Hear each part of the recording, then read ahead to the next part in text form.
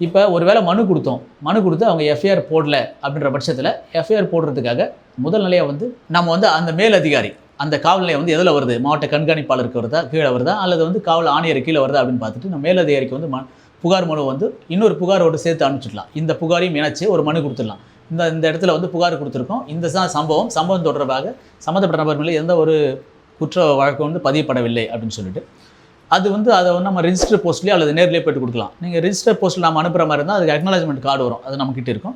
நேரில் போய் கொடுத்தா அவங்ககிட்ட வந்து நம்ம இந்த காப்பி அந்த கொடுக்கக்கூடிய புகார் ரசீதோடு சேர்த்து அங்கே வந்து ஒப்புதல் ஒன்று கொடுப்பாங்க. நிச்சயமாக அவங்க ஒப்புதல் தராத பட்சத்தில் நம்ம இந்த புகாரையே வந்து ஒரு நகல் எடுத்துகிட்டு அதன் மீது ஒப்புதல் அப்படின்னு சொல்லிட்டு நம்ம சீல் வாங்கிக்கலாம்.